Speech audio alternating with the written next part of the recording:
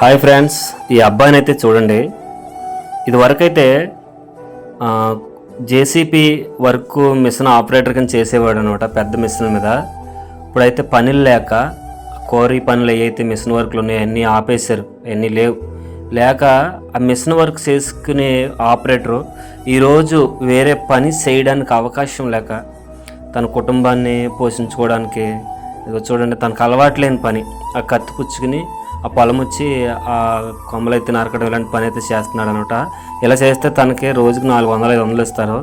ఆ కూలి పని తనకి ఆ డబ్బులు సరిపోవు. అయినప్పటికీ కూడా ఎంత ఇబ్బంది పడుతున్నట్టు. నిజంగా ఇటువంటి వాళ్ళు చాలామంది ఈరోజు పనులు లేక వారికి చేతనవని పని కూడా చేస్తున్నారు.